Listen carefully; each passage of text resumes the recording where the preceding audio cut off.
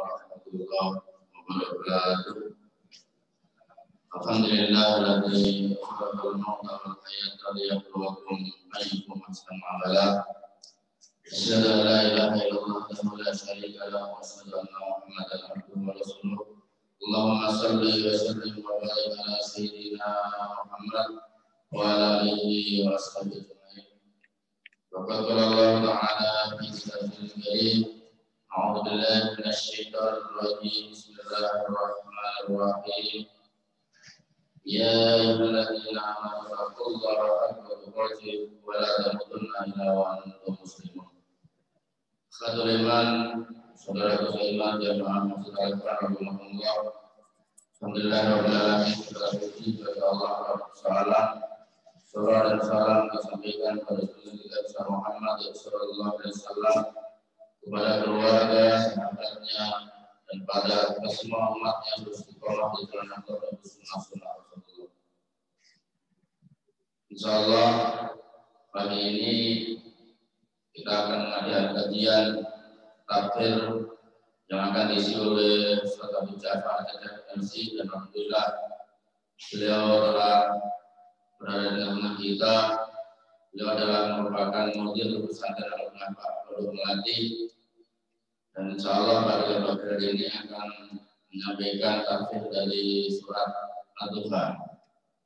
Di depan masukan pula mungkin saudara-saudara kita atau bapak ibu yang berada di rumah juga bisa mengikuti lewat Zoom meeting. Insyaallah informasi Kasgode dan meeting ini sudah disampaikan kemarin. Sekali lagi marilah kita isi waktu kita di pagi ini dengan sholat yang merupakan kewajiban kita dari kita lahir sampai kita nanti menuju alam kubur. Demikian.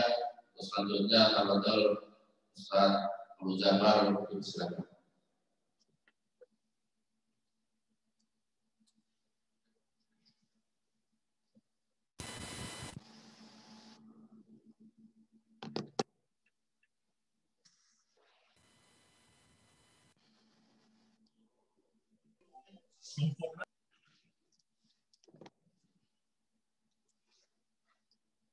Bismillahirrahmanirrahim. Assalamualaikum warahmatullahi wabarakatuh.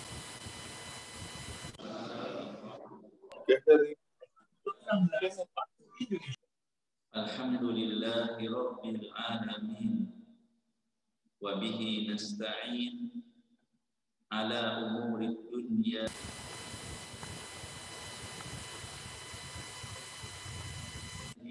wal mursalin wa ala alihi wa ashabihi ajma'in, amma ba'du. Bapak dan Ibu kaum muslimin dan muslimat yang semoga dirahmati dan dimuliakan Allah Subhanahu wa taala, suatu kenikmatan yang besar yang Allah berikan kepada kita semua di kesempatan pagi ini dapat kembali berkumpul untuk melaksanakan salat subuh berjamaah dan juga untuk menuntut ilmu syar'i bersama-sama. Kita mempelajari kitabullah Al-Quran dan sunnah Rasulullah sallallahu alaihi wasallam yang merupakan sumber pegangan kita, pedoman hidup kita. Imma ya'tiyannakum minni huda faman tabi'a hudaya fala khaufun 'alaihim wa lahum yahzanun. Jika datang dariku petunjuk, barang siapa yang mengikuti petunjuk tersebut, maka tidak akan dihinggapi rasa takut, tidak akan dihinggapi rasa sedih. Surat Al-Baqarah di juz yang pertama. Dan juga Rasulullah sallallahu alaihi wasallam bersabda, "Taraktu fikum amrayni ma in tamassaktum bihima lan tadillu ba'di abada. Kitab Allah wa sunnati." Aku tinggalkan bagi kalian, kata Rasulullah, dua perkara, dua hal yang apabila kalian berpegang teguh kepada keduanya, kalian tidak akan pernah tersesat selama-lamanya. Kitabullah Al-Quran dan sunnahku. Jadi Al-Quran adalah hidayah, petunjuk, pedoman hidup, pedoman untuk gerak dan langkah kita selama di dunia ini. Sayangnya, sebagian orang tidak peduli dengan kitab petunjuk ini. Sekitar 20 harian lagi insya Allah bulan Ramadan ya Pak. Syahrul Ramadan alladzi unzila fihi al-Qur'an hudal linnas.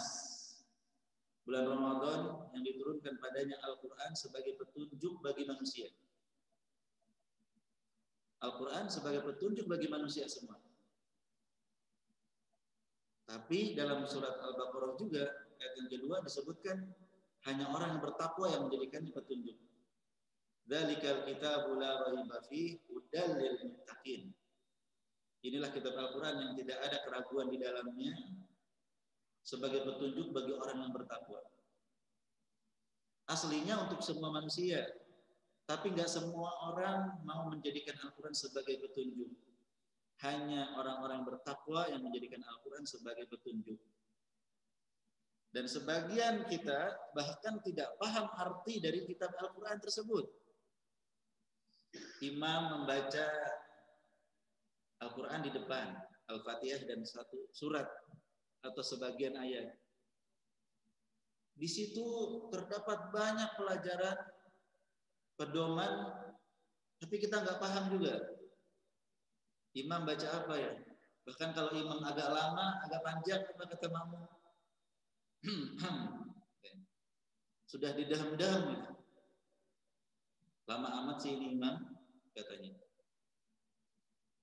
Padahal yang sedang dibaca itu adalah pedoman dan petunjuk bagi kita semua. Oleh karena itu, Allah mencela orang-orang yang tidak mau belajar Al-Quran, tidak mau belajar makna Al-Quran, tidak mau belajar tafsir Al-Quran. Afala yatadabbaruna Al-Quran am ala qulubin aqfaluha. Tidakkah mereka mempelajari Al-Quran? Atau di hati mereka ada penutupnya? Orang yang tidak mau belajar Al-Quran, tidak mau paham makna Al-Quran untuk kemudian diamalkan, adalah orang-orang yang di dalam hatinya terdapat penutup. Naudzubillah. Berarti ini kabar gembira bagi kita semua Bapak Ibu. Kita yang pagi ini belajar Al-Quran, tanda bahwa hati kita terbuka dan tidak tertutup insya Allah. Maka ya kita bersama-sama pelajari salah satu di antara surat Al-Quran di juz amma, juz yang ke-30, surat Ad-Duha di kesempatan ini. Bapak Ibu kaum muslimin dan muslimat yang semoga dirahmati dan dimuliakan Allah. Surat Ad-Duha artinya waktu duha. Ya. 15 menit setelah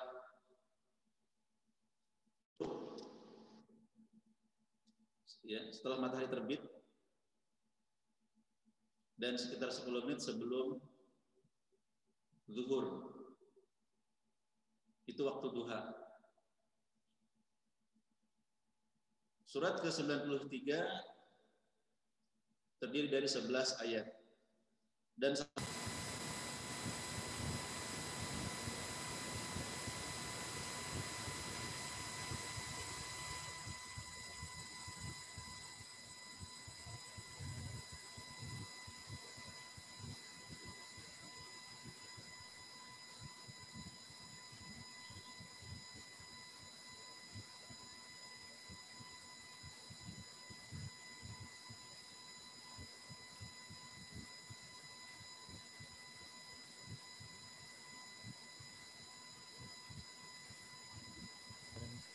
suaranya.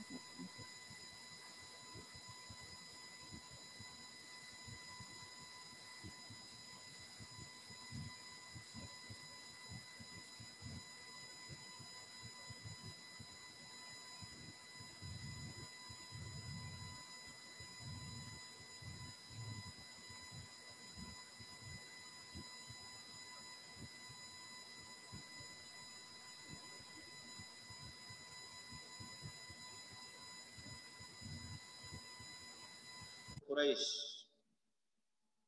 Dengan sangat kejinya, wanita ini istrinya Abu Lahab, Ummu Jamil binti Harb. Ya, suaminya jahat, istrinya juga jahat. Ucapannya, perbuatannya, apa katanya? Abta'a alaihi syaitan. Setannya terlambat datang kepadanya. Jadi menyebut malaikat Jibril sebagai setan. Gak dapat wahyu lagi nih, setannya terlambat. Naudzubillah. Fanazalat, maka turunlah ya surat Ad-Duha ini, Wad-Duha hingga akhir. Ya. Ini diantara riwayat yang menunjukkan sebab turun dari surat ini. Baik, kita kaji satu persatu dari ayatnya. Allah Subhanahu wa taala berfirman setelah a'udzu billahi minasyaitonir rajim. Bismillahirrahmanirrahim. Wad-duha, demi waktu duha.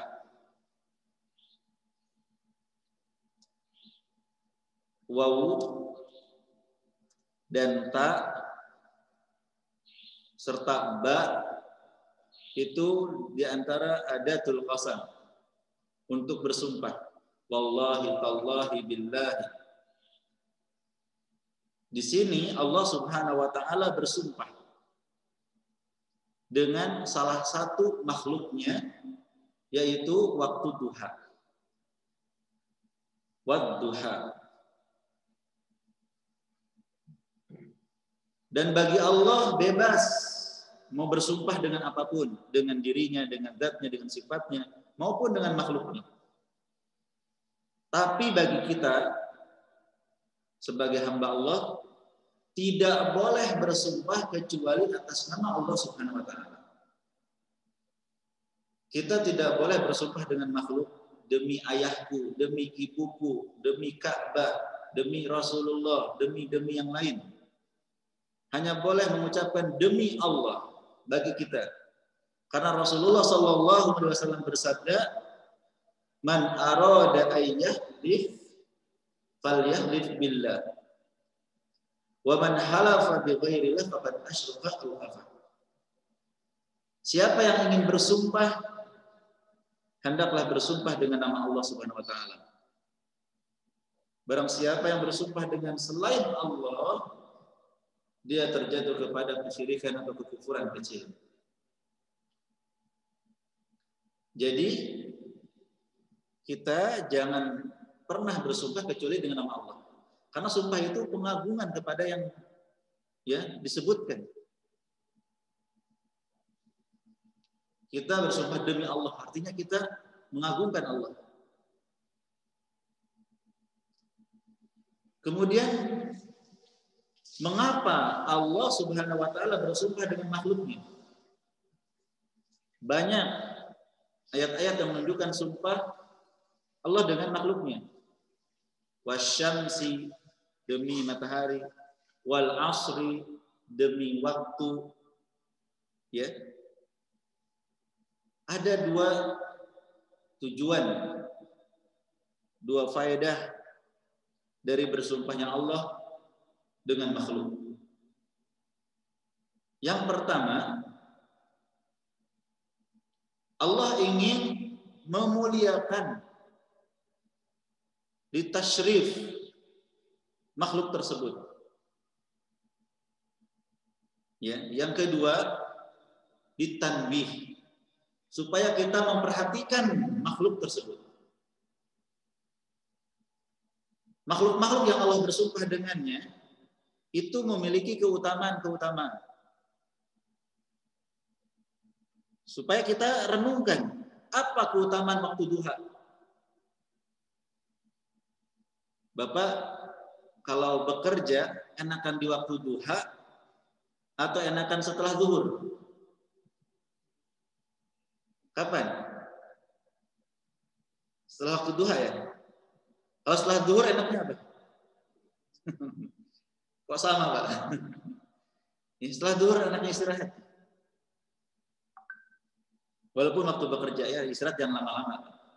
Maksudnya adalah waktu yang sangat efektif, masih seger, masih semangat, waktu duha.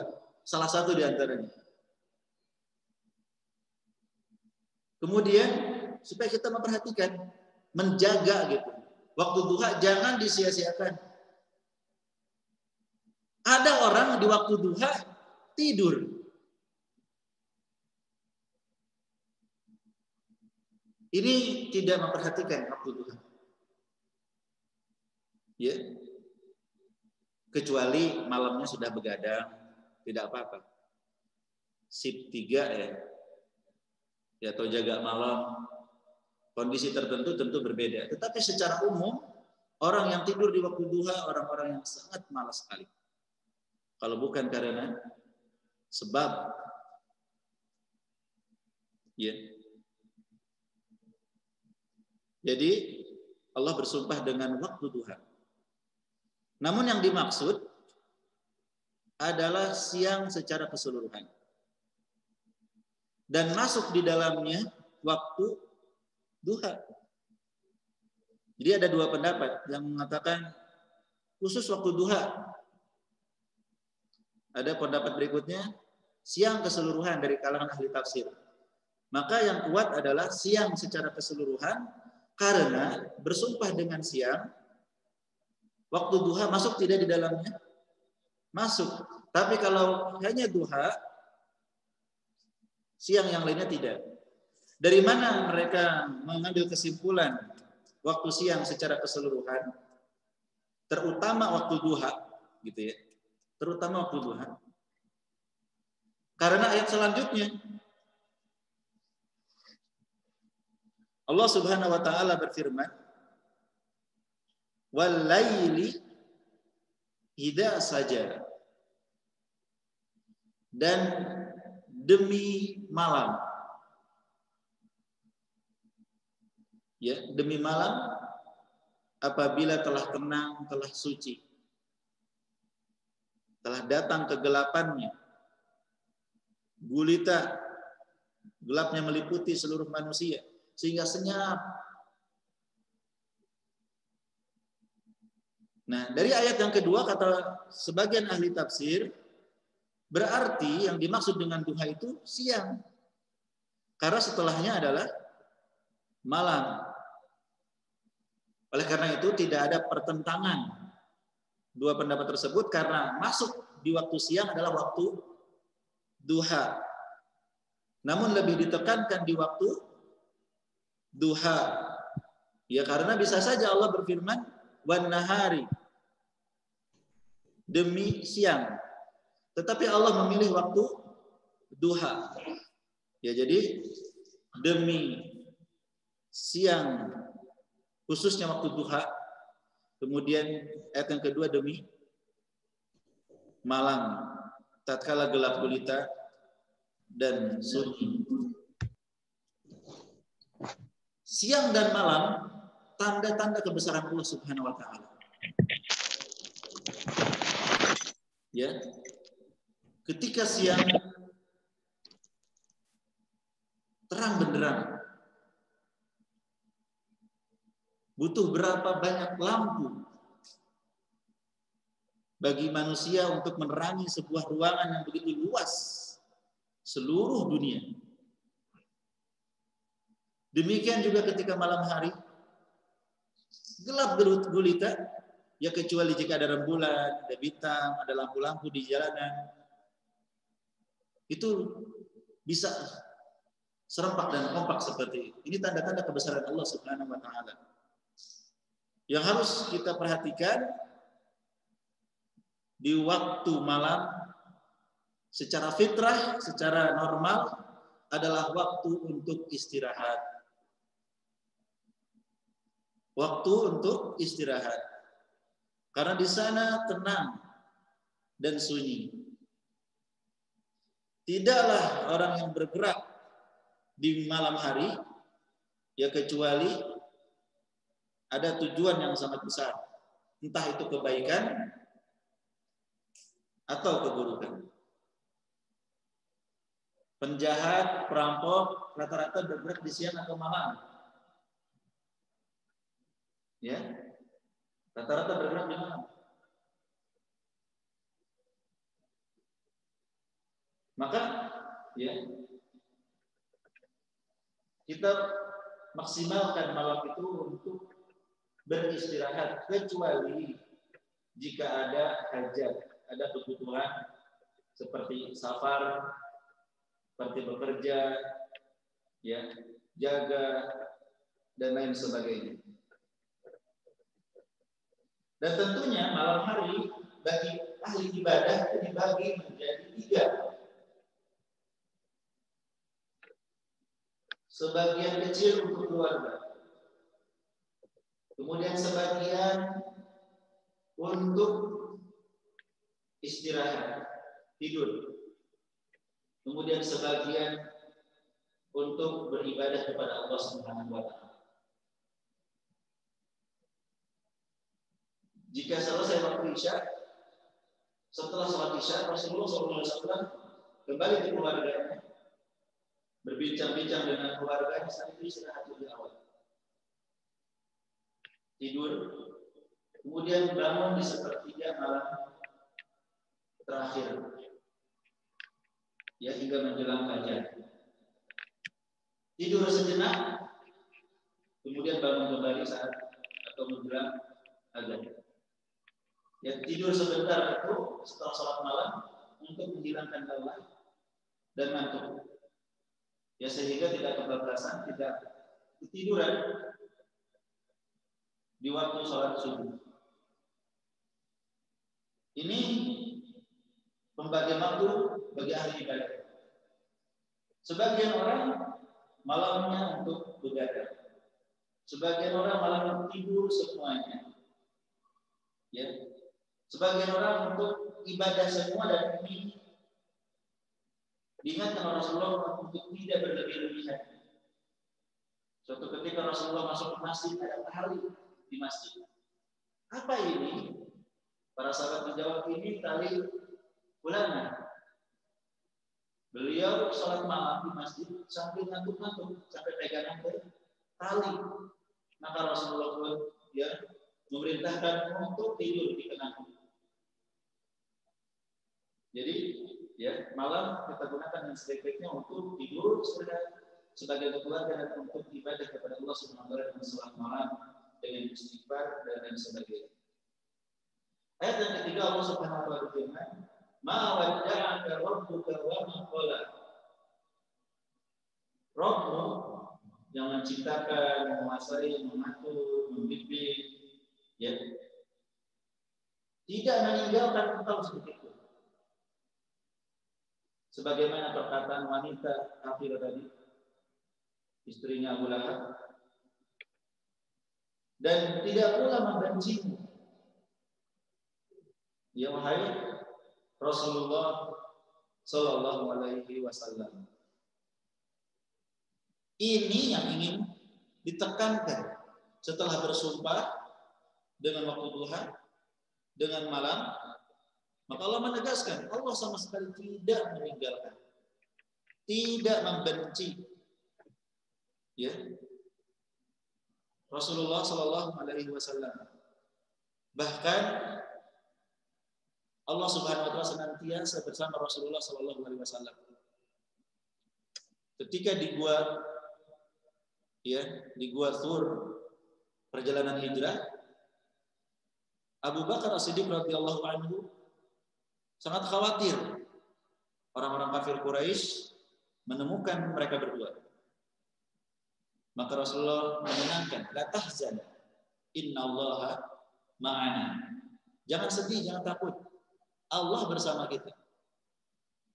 Jika Allah bersama kita, Allah akan menolong kita, Allah akan membantu kita, menjauhkan dari segala keburukan. Ya, musuh-musuh pun tidak akan bisa memudaratkan kita sedikit pun.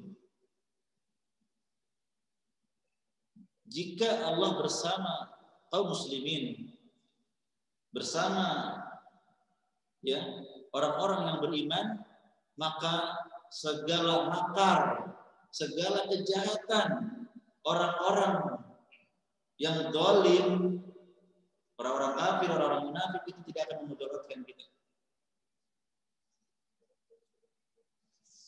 Bagaimana supaya Allah bersama kita dan tidak meninggalkan kita? Tentunya dengan berusaha untuk mendekatkan diri kepada Allah, melaksanakan segala perintahnya, meninggalkan segala larangannya,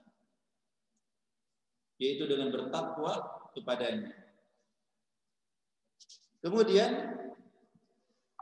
Allah Subhanahu wa taala mengabarkan tentang kabar gembira bagi Rasulullah sallallahu alaihi wasallam. Wala saufa yu'tika rabbuka fatarda. Ya, mohon maaf. Ya, kabar gembira yang pertama, walal akhiratu khairul laka minal ula.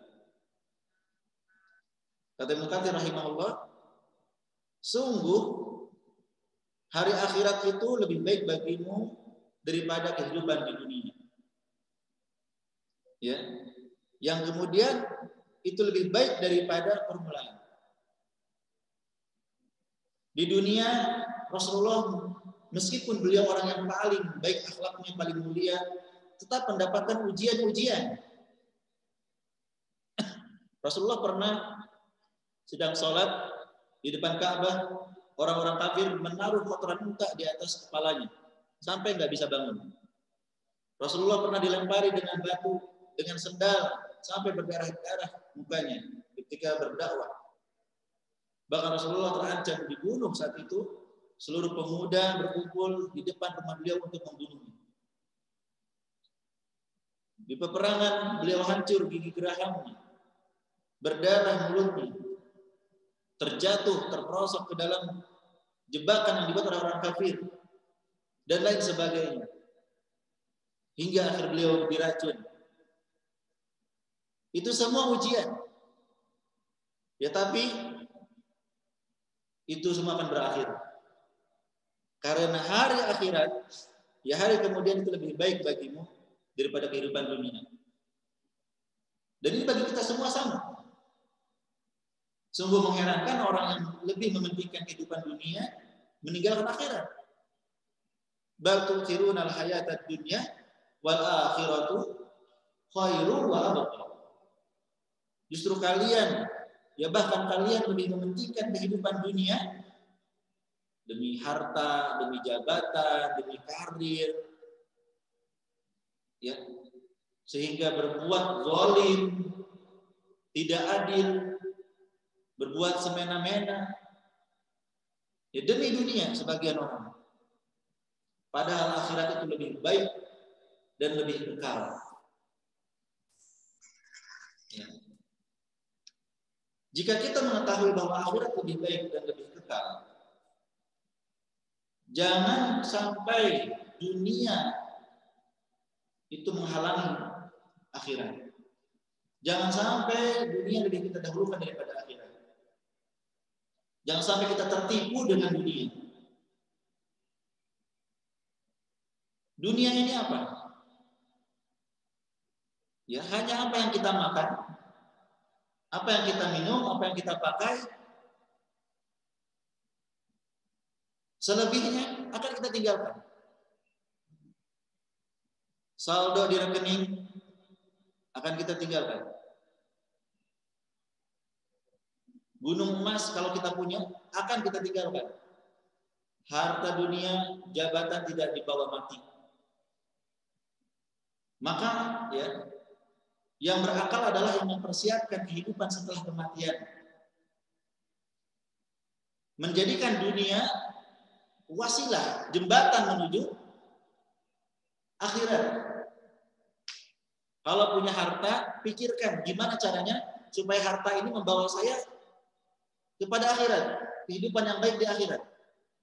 Kalau punya jabatan, pikirkan bagaimana jabatan saya ini bisa membawa kebaikan di akhirat kelak.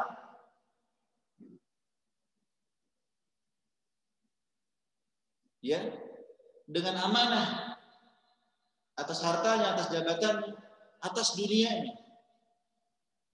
Tidak menggunakan dunia yang Allah berikan untuk hal-hal yang bisa memudaratkan akhirat. Sebagian orang diberi dunia oleh Allah malah maksiat. Seharusnya dia bersyukur. Allah beri dia dunia, ya, gunakan untuk menggapai akhirat. Kemudian Allah Subhanahu wa taala berfirman, "Wala saufa yu'tika rabbuka fatarda." Dan sungguh Rabb-Mu akan memberikan karunia-Nya kepadamu dengan karunia yang sangat besar sehingga engkau pun puas dan ridho dengan pemberian Allah Subhanahu wa taala. Bapak Ibu, ini adalah kabar gembira bagi Rasulullah SAW dan kita sebagai umatnya, bahwa kepedihan, kesedihan di dunia, jika kita hadapi dengan penuh kesabaran dan tetap bertakwa kepada Allah Subhanahu wa taala, Allah akan memberikan balasan kebaikannya di akhirat yang membuat kita lupa dengan segala kesedihan-kesedihan di dunia. Orang yang didolimi dan dia tidak bisa berbuat apa-apa yang menghalangi kedoliman orang lain, tidak bisa juga protes dan segala macam, itu sedih, tidak bisa apa-apa. Tetapi ingat, ya, jika kita bersabar dan tetap bertakwa kepada Allah Subhanahu wa taala, Allah Subhanahu wa taala akan memberikan balasan di akhirat sebagaimana Allah menjanjikan kepada Nabi yang mulia, yang dengan balasan di akhirat tersebut kita benar-benar puas, ridho dengan ya apa yang diberikan oleh Allah Subhanahu wa taala. Kemudian Allah pun mengingatkan Rasulullah, ya, alam yajidka yatiman fa'awa. Sebelumnya, bukankah Allah mendapatimu sebagai seorang yang yatim,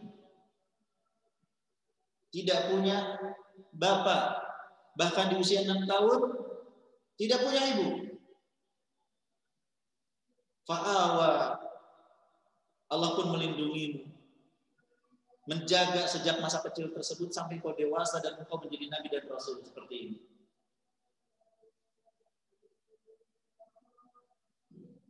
Sebagian orang mengira kalau orang tuanya tidak ada, anak akan binasa. Siapa yang kasih makan? Mungkin kita sendiri kadang khawatir, ya, Pak. Kalau saya meninggal, anak-anak saya bagaimana gitu? Siapa yang akan perhatian? Siapa yang akan peduli? Maka jangan khawatir, Allah Subhanahu wa taala melalui tangan-tangan orang dermawan, para muslimin, orang-orang yang penyayang, sehingga Rasulullah SAW paling mengerti kondisi anak yatim, karena beliau anak yatim.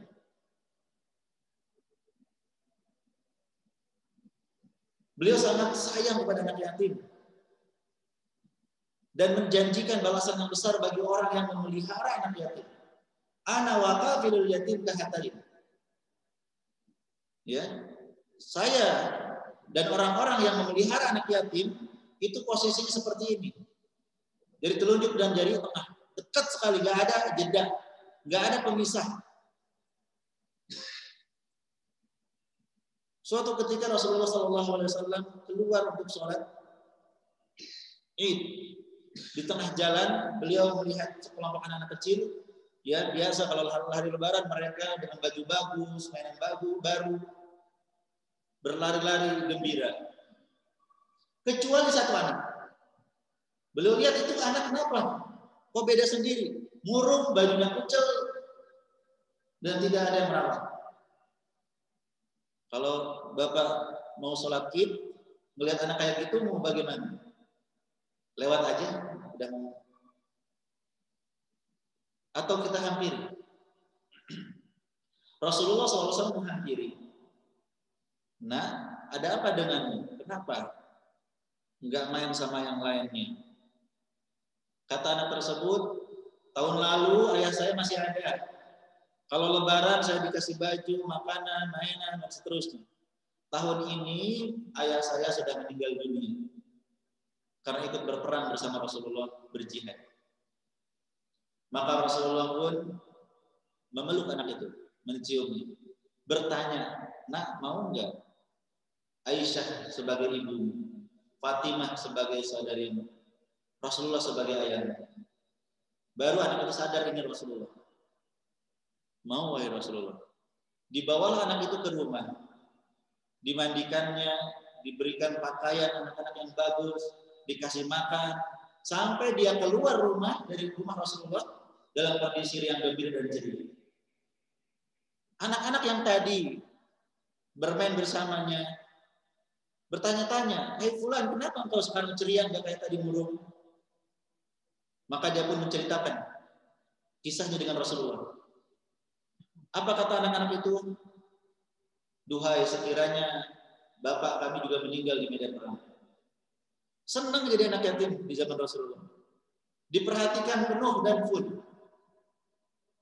Allah yang menjaganya. Ya. Rasulullah SAW dijaga oleh Allah Subhanahu wa taala. Kemudian wa wajadaka dhalan fahada. Dan dia mendapatimu belum mengetahui Al-Qur'an, Alkitab. Belum mengetahui iman sebelum diangkat menjadi nabi dan rasul.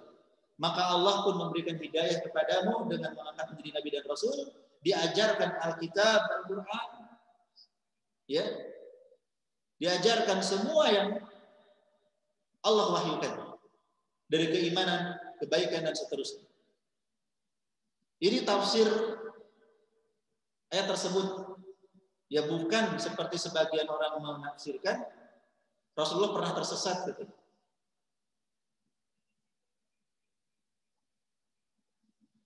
Sehingga Allah luruskan.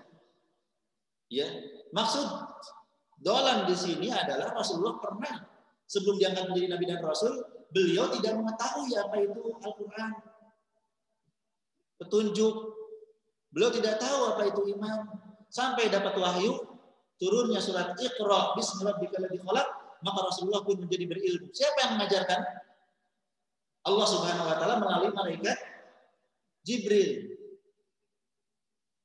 Jadi Allah memberikan ilmu kepada Rasulullah SAW. Rasulullah hanya menyampaikan apa yang diwahyukan oleh Allah Subhanahu wa taala. Kemudian juga di antara nikmat Rasulullah SAW adalah wajadaka a'ilan fa'aghna. Dan bukankah dia mendapati sebagai orang yang kekurangan, kemudian Allah memberikan kecukupan? Rasulullah masa kecilnya sangat prihatin. Beliau tinggal bersama siapa? Ketika ibunya meninggal, beliau diasuh oleh kakeknya. Kakeknya meninggal, diasuh oleh pamannya, Abu Thalib. Siapa Abu Thalib? Banyak anak tapi sedikit harta. Abu Thalib juga termasuk orang yang miskin. Sehingga Nabi SAW bekerja sejak kecil menggembala hewan ternak milik penduduk Mekah. Bukan hewan ternak miliknya atau milik pamannya, bukan.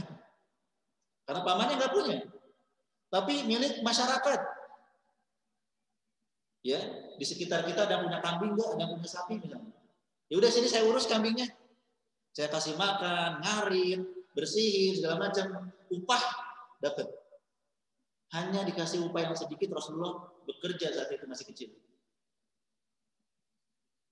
Bukan orang yang bergelimang harta. Kemudian Rasulullah juga ikut berdagang bersama pamannya ke Syam. Dan ketika dewasa beliau bekerja kepada Khadijah yang nanti akan menjadi istrinya, menjualkan barang-barang milik Khadijah radhiyallahu anha. Kemudian Allah memberikan kecukupan kepada Rasulullah dengan harta dan juga dengan qanaah dan kesabaran. Kecukupan bukanlah banyaknya harta.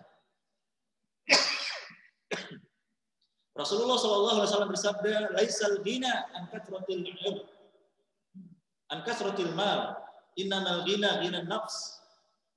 Bukan kaya itu orang yang banyak hartanya, bukan. tapi yang kaya hatinya. Rasulullah sederhana rumahnya. Lihat rumah Aisyah, petakan kecil, hanya ada tempat tidur di situ dan beberapa perabot yang sangat sedikit. Terbuat dari tanah, kasurnya kulit yang membungkus pasir. Ya, sederhana sekali. Tetapi Allah menyebutkan sebagai orang yang berkecukupan karena kesabaran Rasulullah, qanaahnya Rasulullah, menerima apa yang Allah berikan, dan akhirnya beliau pun meninggalkan dunia. Dia menuju akhirat. Fa'ammal yatima fala taqhar. Maka terhadap anak-anak yatim janganlah engkau berwaktu sewenang-wenang, menghardik, mengabaikan. Ya, jangan dipahami ayat ini untuk menegur Rasulullah, tidak. Tetapi ini untuk mengingatkan apa yang sudah beliau lakukan agar kuat. Karena sebelum turun ayat ini Rasulullah adalah orang yang perhatian dengan anak yatim. Ketika datang malaikat Jibril dan Rasulullah ketakutan, apa kata Khadijah? Jangan khawatir wahai suamiku. Engkau ini orangnya baik. Engkau ini suka menyambung silaturahim, menjaga anak-anak yatim, ya, berbuat baik kepada tetangga dan lain sebagainya. Allah tidak akan menghinakan persaksian istrinya sebelum dia akan menjadi nabi dan rasul. Maka ayat ini untuk menguatkan apa yang dilakukan Rasulullah. Lanjutkan kepada anak-anak yatim, jangan hardik, ya, jangan berlaku sewenang-wenang, jangan berbuat zalim. Ya, seperti yang dilakukan sebagian orang, mengeksploitasi anak yatim untuk kepentingan pribadinya, naudzubillah. Wa amma sa'ila fala tanhar, dan terhadap orang yang meminta-minta jangan menghardik. Jangan mengucapkan kalimat-kalimat yang menyakitkan. Qaulun ma'rufun khairun min shadaqatin yatba'uha adha. Ucapan yang baik ketika ada yang minta itu lebih baik daripada ngasih tapi menyakitkan. Mohon maaf Pak, mohon maaf Bu, kita belum bisa ngasih. Ya, ada pun dengan kalimat yang menyakitkan. Bapak kenapa sih minta-minta? Kenapa nggak kerja aja? Bapak jangan jadi pemalas, dan seterusnya. Yang mungkin bisa menyinggung dan menyakitkan orang yang sedang meminta-minta.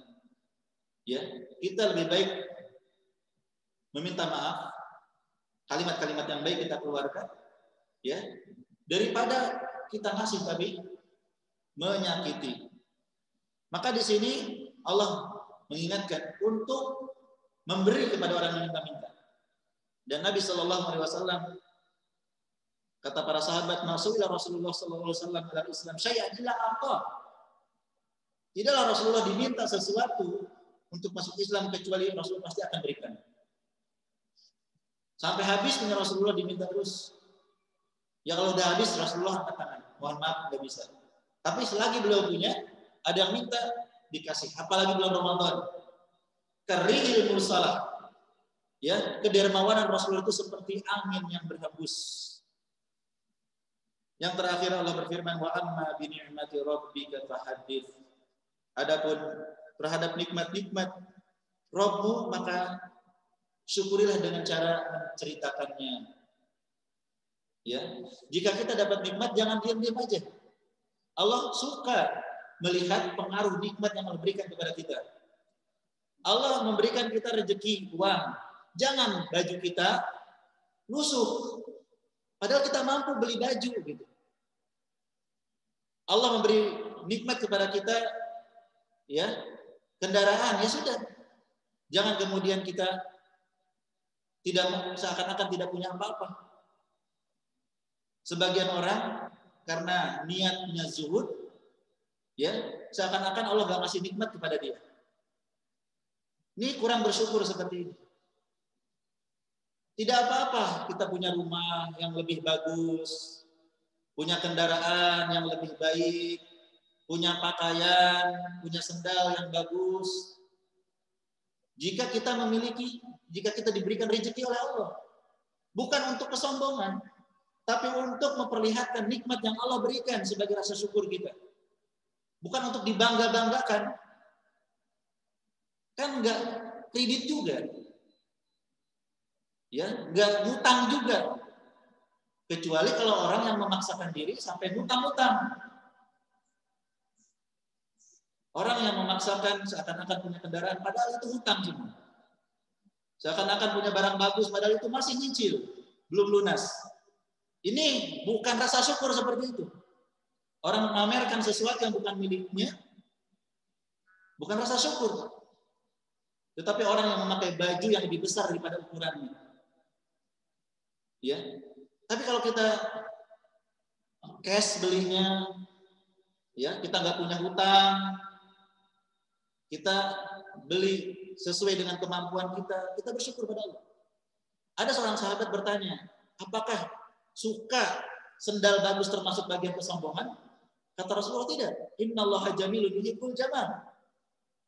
Allah Maha Indah, mencintai keindahan. Senang hambanya bagus-bagus gitu, lihat bajunya bagus, Masya Allah. Lihat sendalnya bagus, Masya Allah. Senang Allah melihat nikmat pada hamba gitu. Sombong itu al-kibru batarul haqqi wa ghamtun nas. Sombong itu menolak kebenaran dan meremehkan manusia. Sikap meremehkan orang lain itu baru sombong. Baju saya bagus, baju kamu jelek. Saya punya kendaraan, Anda mana kendaraannya? Meremehkan orang lain. Itu baru sikap sombong. Tetapi kita punya kendaraan, ayo Pak, naik Pak, ayo bareng sambil jalan lewat. Kalau butuh mendesak malam hari, butuh kendaraan, ngomong aja ya. Ini kuncinya.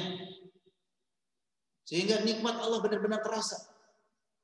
Bukan orang yang pelit, bukan orang yang bakhil, orang yang suka pamer, orang yang suka meremehkan. Ya, tetapi dia benar-benar menampakkan nikmat Allah Subhanahu wa taala.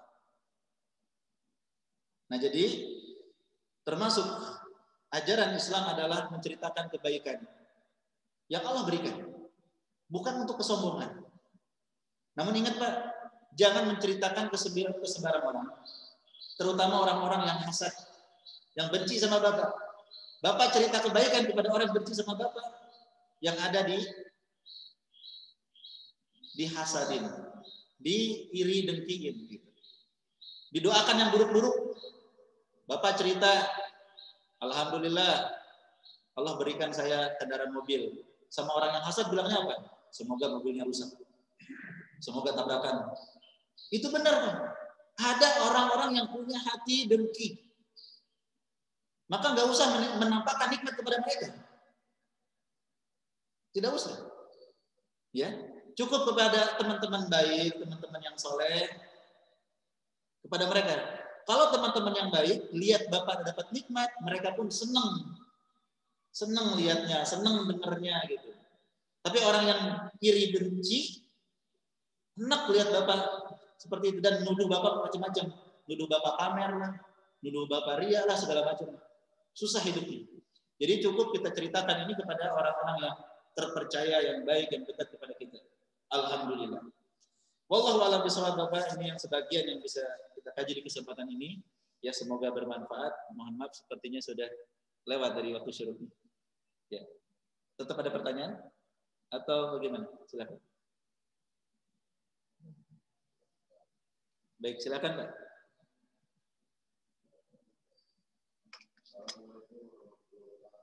Waalaikumsalam warahmatullahi wabarakatuh.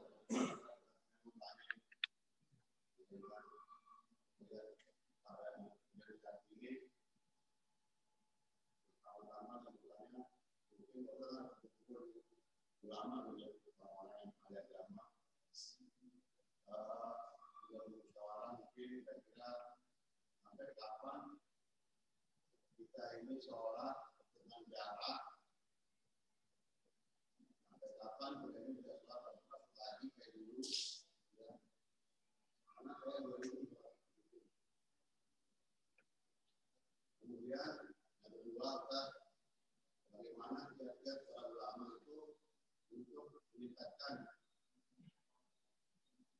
iman umatnya, biar dia minimal takutnya sama Allah itu sama dengan takutnya dengan muslim. Dan sekarang ini takut banget orang muslim, sehingga bicara masjid dari kurang lebih yang dari Indonesia sama dekat ya.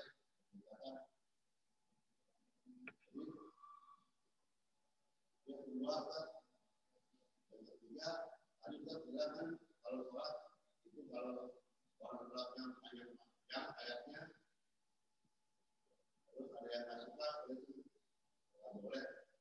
Tapi justru saya pernah dengar Nabi Muhammad SAW mencela, kemudian menegur orang imam yang baca ayatnya hanya panjang. Ini saya dengar hadis. Jadi kira mana yang baik? Jangan kalau panjang, kemudian ada yang suka, itu nggak bagus. Karena tadi saya dengar hadisnya, kalau orang yang sholatnya imam itu baca ayat panjang, kami menegur tuh, boleh itu. Hari Mungkin banyak orang yang macam-macam roket ya, kuat dunia ada kuat, kuat. Terima kasih.